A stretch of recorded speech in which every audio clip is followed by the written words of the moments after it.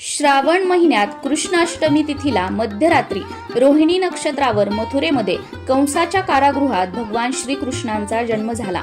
म्हणून या दिवशी आनंद उत्सव साजरा केला जातो. भगवान श्रीकृष्णांचा जन्मदिवस म्हणजे श्रीकृष्ण जन्माष्टमी. कंसाने माता देवकी आणि वासुदेवाची 7 अपत्य मारून टाकली. भगवान श्रीकृष्ण हे वासुदेव व माता देवकीचे 8वे अपत्य होय. श्रीकृष्ण हे भगवान श्रीहरी विष्णूंचे 8वे अवतार आहेत. नमस्कार सर्वांना, मी प्रांजली. यंदा अष्टमी तिथी ही 4 सप्टेंबर 2026 रोजी पहाटे 2:25 सुरू होत आहे आणि ही अष्टमी तिथी 5 सप्टेंबर 2026 रोजी रात्री 12:13 संपत आहे. त्यामुळे श्रीकृष्ण जन्माष्टमी आपल्याला 4 सप्टेंबर 2026 वार शुक्रवार या दिवशी साजरी करायची आहे आणि गोपाळकाला म्हणजेच दहीहंडी ही 5 सप्टेंबर 2026 वार शनिवार या दिवशी साजरी करायची आहे. श्रीकृष्ण जन्माष्टमीचा उपवास सुद्धा आपल्याला 4 सप्टेंबर 2026 वार शुक्रवार याच दिवशी करायचा आहे. आणि जर तुम्हाला मुहूर्तामध्ये पूजन करायचं असेल तर यंदा श्रीकृष्ण जन्माष्टमीच्या दिवशी पूजेचा मुहूर्त हा 4 तारखेला रात्री 11:57 पासून ते मध्यरात्री 12:43 पर्यंत आहे. म्हणजेच एकूण 45 मिनिटं आपल्याला पूजेसाठी मिळणार आहेत. आता हा श्रीकृष्ण जन्माष्टमीचा उपवास करण्याच्या सुद्धा 2 पद्धती आहेत. हा उपवास कधी सोडावा याच्या सुद्धा 2 पद्धती आहेत. याचबरोबर या उपवासाला काय खावं काय खाऊ नये हे सुद्धा 2 प्रकारे उपवास पकडता येतो. त्याचबरोबर पूजा मांडणी, पूजाविधी, स्तोत्र, मंत्र, नैवेद्य अगदी सगळी माहिती या व्हिडिओमध्ये मी तुमच्यासोबत पुढे शेअर करणार आहे. श्रीकृष्ण जन्म पूजेचा मुहूर्त हा 16 ऑगस्ट 2025 रोजी मध्यरात्री 12:04 पासून ते मध्यरात्री 12:47 पर्यंत असणार आहे. त्यामुळे या 43 मिनिटांमध्येच आपल्याला श्रीकृष्णांचा जन्म करायचा आहे, म्हणजे पाळणा हलवायचा आहे आणि पाळणा म्हणून श्रीकृष्णांचा जन्म करायचा आहे. 4 तारखेच्या रात्री 12च्या अगोदर तुम्ही पूजा मांडणी करून घेऊ शकता आणि पूजेची सर्व तयारी सुद्धा करून घेऊ शकता आणि मग बरोबर 12 वाजता किंवा 12:04 तुम्ही पूजेला सुरुवात करू शकता. पूजा मांडणीसाठी किंवा पूजेसाठी एखादा चौरंग किंवा पाट मांडून घ्यायचा आहे.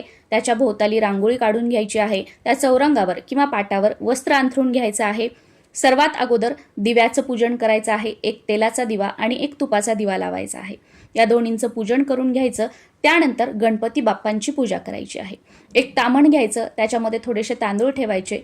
त्यावर गणपती बाप्पांची मूर्ती ठेवायची किंवा गणपती बाप्पा स्वरूप म्हणून एक तुम्ही सुपारी ठेवली तरी सुद्धा चालते. त्यावर अभिषेक करून घ्यायचा. अभिषेक करत असताना ओम गण गणपतये नमः किंवा गणपती अथर्व शीर्ष किंवा गणपती स्तोत्र म्हणून तुम्ही अभिषेक केला तरी सुद्धा चालेल. सुरुवातीला स्वच्छ पाण्याने, त्यानंतर दुधाने किंवा पंचामृताने आणि परत स्वच्छ पाण्याने असा अभिषेक करून घ्यायचा. त्यानंतर मूर्ती किंवा सुपारी स्वच्छ पुसायची.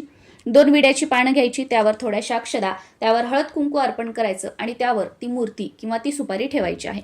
तुमच्याकडे विड्याची पानं नसतील तर एखादी तांब्याची, पितळेची किंवा चांदीची प्लेट घ्यायची. जे काही असेल ते घ्यायचं. त्यामध्ये थोडेसे तांदूळ ठेवायचे आणि त्यावर ती मूर्ती किंवा सुपारी ठेवायची आहे.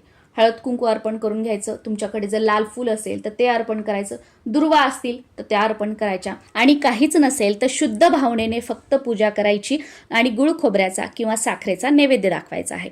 आता त्यानंतर आपल्या देवघरातील जी बाळकृष्णांची मूर्ती असते त्यावर अभिषेक करायचा आहे. बाळकृष्णांच्या मूर्तीवर अभिषेक करताना सुरुवातीला स्वच्छ पाण्याने, त्यानंतर दुधाने किंवा पंचामृताने आणि परत स्वच्छ पाण्याने अभिषेक करायचा आहे.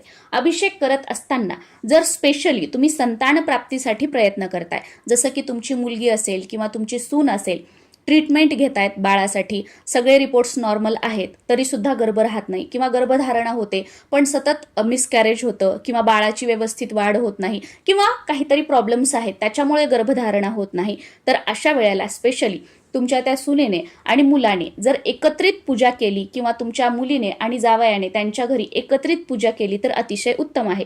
पण बाकी एकत्रित पूजा करत नसतील तर तुमच्या सुनेला किंवा मुलीला ही पूजा करण्यासाठी सांगा आणि बाळकृष्णांच्या मूर्तीवर अभिषेक करताना 1 वेळा पुरुष सूक्त म्हणायचं आहे, 1 वेळा श्री सूक्तम म्हणायचं आहे. आणि हे जे तीर्थ आहे नंतर नवरा बायकोंनी दोघांनी अगदी थोडंसं हातावर घेऊन प्राशन करायचं आहे. भगवान श्रीकृष्णांना तुमची जी इच्छा आहे, मनोकामना आहे ती बोलून दाखवायची आणि हे तीर्थ प्राशन करायचं आहे. आणि जर संतान प्राप्तीसाठी वगैरे काही प्रयत्न करत नसाल तर ओम नमो भगवते वासुदेवाय या मंत्राचा जप करून तुम्ही अभिषेक केला तरी सुद्धा चालेल, किंवा तुमची जर इच्छा असेल तर तुम्ही पुरुष सूक्त 1 वेळा आणि श्री सूक्तम 1 वेळा म्हणून सुद्धा अभिषेक करू शकता। ही संपूर्ण पूजा 12 ते 12:39 या वेळेमध्ये आपल्याला करून घ्यायची आहे आणि बरोबर मध्यरात्री म्हणजे 4 तारखेच्या मध्यरात्री 12:39 आपल्याला पाळणा हलवायचा आहे। बाळकृष्णांच्या मूर्तीवर अभिषेक करून झाला की तुमच्याकडे जो काही पाळणा असेल त्या पाळण्यामध्ये ती मूर्ती ठेवायची आहे आणि तो पाळणा म्हणून आपल्याला हलवायचा आहे। आता तुम्ही एक पाळणा म्हणून पाळणा हलवला तरी सुद्धा चालेल, किंवा तुम्ही 5 पाळणे म्हणून पाळणा हलवला आणि भगवान श्रीकृष्णांचा जन्म केला तरी सुद्धा चालेल। हे अभिषेक पूजा सगळं आपल्याला अगोदर करून घ्यायचं, त्यानंतर बाळकृष्णांना सजवून त्या पाळण्यामध्ये ठेवायचं आणि 12:39 पाळणा हलवून श्रीकृष्णांचा जन्म करायचा आहे। आणि श्रीकृष्णांचा जन्म करून झाल्याच्या नंतर मग त्यांना आपल्याला नैवेद्य अर्पण करायचा आहे आणि आरती करायची आहे। आता श्रीकृष्णांना नैवेद्यामध्ये तुम्ही 56 भोग सुद्धा अर्पण करू शकता, पण प्रत्येकालाच हे शक्य होईल असं नाही। जनरली आमच्याकडे या दिवशी श्रीकृष्णांचा जन्म झाल्यानंतर सुंठ वड्याचा नैवेद्य दाखवला जातो, त्याला बऱ्याच भागामध्ये पंजिरी असं सुद्धा म्हटलं जातं। हा सुंठ वडा किंवा ही पंजिरी बनवण्याची पद्धत जी आहे ती वेगवेगळ्या भागामध्ये वेगवेगळी आहे। जसं आमच्याकडे काय केलं जातं, वाळलेलं अद्रक किंवा ड्राईड जिंजर म्हणून सुद्धा याला ओळखलं जातं, तर हे किराणा दुकानामध्ये तुम्हाला मिळून जातं। ते थोडंसं फोडून घ्यायचं, त्यानंतर मिक्सरच्या भांड्यामध्ये ते बारीक करून घ्यायचं आणि त्याच्यामध्ये पिठी साखर मिक्स करायची, किंवा मिक्सरमध्ये जेव्हा आपण हे वाळलेलं अद्रक फिरवतो तर त्यावेळेला थोडंसं ते फिरवून घ्यायचं आणि नंतर आपली जी साखर असते जी आपण चहामध्ये वगैरे टाकतो ती टाकायची आणि हे दोन्ही एकत्र फिरवून घ्यायचं आणि हे एका वाटीमध्ये ठेवून सुंठ वडा म्हणून याचा नैवेद्य दाखवला जातो। किंवा पंजिरी बनवण्याच्या वेगवेगळ्या पद्धती सुद्धा आहेत। बरेच जण काय करतात, धणे आणि गूळ एकत्र करतात, याला पंजिरी म्हणतात, तर याचा सुद्धा नैवेद्य तुमच्याकडे दाखवला जात असेल तर तुम्ही असा सुद्धा दाखवू शकता, किंवा अजून कोणती तुमच्याकडे सुंठ वडा पंजिरी बनवण्याची पद्धत वेगळी असेल तर त्यानुसार बनवून तुम्ही त्याचा नैवेद्य दाखवू शकता। याचबरोबर तुम्ही ड्रायफ्रुट्सचा नैवेद्य दाखवू शकता, लोणी घेऊ शकता, कोणतीही 5 प्रकारची फळं तुम्ही घेऊ शकता, किंवा कोणतंही एक फळ 5 अंकामध्ये किंवा कोणतंही एक फळ 5 तुम्ही घेऊ शकता आणि त्याचा नैवेद्य दाखवू शकता। याचबरोबर बऱ्याच भागांमध्ये श्रीकृष्णांचा जन्म झाल्यावर त्याच दिवशी रात्री गोपाळ काल्याचा सुद्धा नैवेद्य दाखवला जातो, पण आमच्याकडे दुसऱ्या दिवशी म्हणजे जेव्हा आपण उपवास सोडतो, उत्तर पूजा करतो, तर त्यावेळेला गोपाळ काल्याचा नैवेद्य दाखवला जातो आणि तो गोपाळ काला खाऊनच हा उपवास जो आहे तो सोडला जातो। आता हा गोपाळ काला बनवण्याची सुद्धा पद्धत प्रत्येक भागामध्ये प्रत्येक शहरामध्ये वेगवेगळी आहे। जसं की बघा, आमच्याकडे गोपाळ काला बनवण्यासाठी थोडेसे पोहे, मुरमुरे आणि लाह्या घेतल्या जातात। ह्या दह्यामध्ये किंवा ताकामध्ये भिजवल्या जातात। अगदी थोडंसं दही किंवा ताक त्याच्यावर शिंपडलं जातं आणि ते ओलसर करून घेतलं जातं। याच्यामध्ये चिमूटभर मीठ, चिमूटभर साखर टाकली जाते आणि त्यावर हिरव्या मिरचीचा तडका दिला जातो। या प्रकारे हा जो गोपाळ काला आहे तो बनवतात। आता बऱ्याच ठिकाणी याच्यामध्ये केळी टाकली जाते बारीक करून, डाळिंब टाकलं जातं, सफरचंद वगैरे वेगवेगळी जी फळं असतात ती बारीक करून टाकली जातात। तर तुमच्याकडे ज्या प्रकारे बनवला जातो हा गोपाळ काला त्या प्रकारे तुम्ही बनवू शकता। आणि जर श्रीकृष्ण जन्माष्टमीच्या दिवशी रात्री जर त्याचा नैवेद्य दाखवला जात असेल तुमच्याकडे, तर तो सुद्धा तुम्ही मध्यरात्री 12 वाजता श्रीकृष्ण जन्म झाल्यावर दाखवू शकता, पण आमच्याकडे दुसऱ्या दिवशी दाखवला जातो। नैवेद्य दाखवून झाल्यानंतर आरती करायची आहे। आरती सुरुवातीला गणपतीची आरती म्हणायची आणि त्यानंतर भगवान श्रीकृष्णांची आरती तुम्हाला करायची आहे।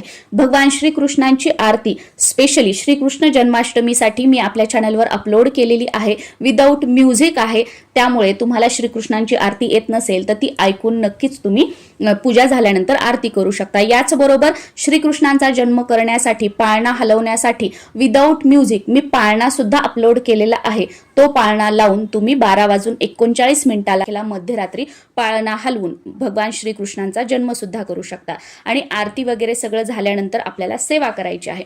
सेवेमध्ये तुम्हाला भगवद्गीतेतील 15वा अध्याय वाचायचा आहे।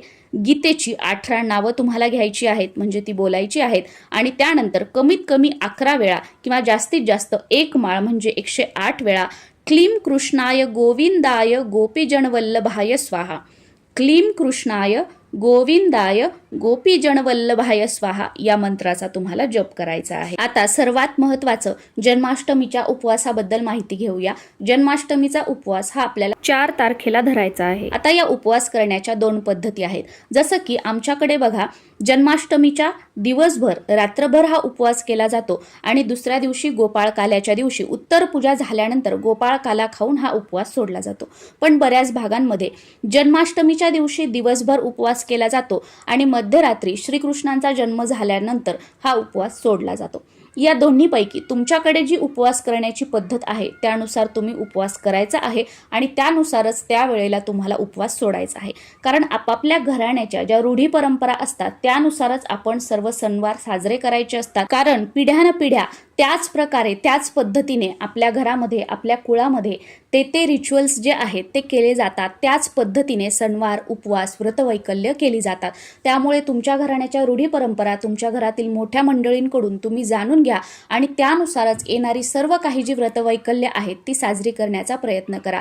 कारण आपल्या घराण्याच्या रूढी परंपरा माहीत करून घेणं, त्या जाणून घेणं, त्यानुसार सणवार साजरे करणं आणि त्या रूढी परंपरा पुढे चालू ठेवणं हे आपलं प्रथम कर्तव्य आहे आणि याचा आपल्याला खूप सकारात्मक प्रभाव आपल्या आयुष्यामध्ये बघायला मिळतो. तुमच्याकडे जर दुसऱ्या दिवशी उपवास सोडण्याची पद्धत असेल तर तुम्हाला 5 तारखेला श्रीकृष्ण जन्माष्टमीचा उपवास सोडायचा आहे आणि जर त्याच दिवशी उपवास सोडण्याची पद्धत असेल तर 4 तारखेला मध्यरात्री श्रीकृष्णांचा जन्म झाल्यानंतर तुम्हाला उपवास सोडायचा आहे. जन्माष्टमीचा उपवास करण्याच्या सुद्धा 2 पद्धती आहेत. जसं की बऱ्याच जणांकडे फराळाचे पदार्थ खाऊन हा उपवास धरला जातो.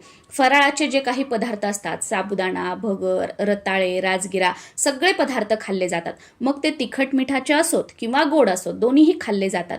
पण तिखट मिठाचे पदार्थ बनवताना मीठ मात्र आपल्याला उपवासाचं वापरायचं आहे. ज्याला आपण सेंदव मीठ म्हणतो ते मीठ उपवासाचे तिखट पदार्थ बनवण्यासाठी आपल्याला वापरायचं आहे. जर तुमच्याकडे तिखट मीठ या उपवासाला खात असतील तर. बाकी तिखट मीठ खात नसतील तर तुम्ही गोड उपवासाचे पदार्थ खाऊन सुद्धा हा उपवास करू शकता. किंवा दुसऱ्या पद्धतीमध्ये बऱ्याच जणांकडे फक्त फलाहार करून म्हणजे फळं खाऊन हा उपवास केला जातो आणि तो मध्यरात्री किंवा दुसऱ्या दिवशी सोडला जातो. फळांमध्ये सर्व प्रकारची फळं तुम्ही खाऊ शकता, ज्यूस घेऊ शकता, चहा, कॉफी, दूध तुम्ही पिऊ शकता आणि हा उपवास धरू शकता. तुमच्याकडे जी पद्धत आहे या दोन्हीपैकी जे खाऊन उपवास करण्याची त्यानुसार तुम्हाला उपवास करायचा आहे. आणि या पूजेची 5 तारखेला सकाळी स्नान वगैरे झाल्यानंतर आपल्याला उत्तर पूजा करायची आहे. उत्तर पूजा करण्यासाठी जिथे आपण पूजा मांडणी केलेली आहे तिथे अगोदर दिवा लावून घ्यायचा आहे.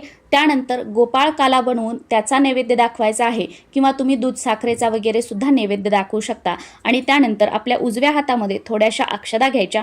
आपल्याकडून काल पूजेमध्ये काही चूकभूल झाली असेल तर त्याबद्दल क्षमा मागायची. तुम्ही संतान प्राप्तीसाठी प्रयत्न करत असाल तर ती प्रार्थना करायची आणि या अक्षदा या पूजेवर अर्पण करायच्या आहेत व पूजा उचलून घ्यायची आहे. आय होप श्रीकृष्ण जन्माष्टमीबद्दल तुम्हाला तुमच्या सगळ्या प्रश्नांची उत्तरं मिळालेली असतील.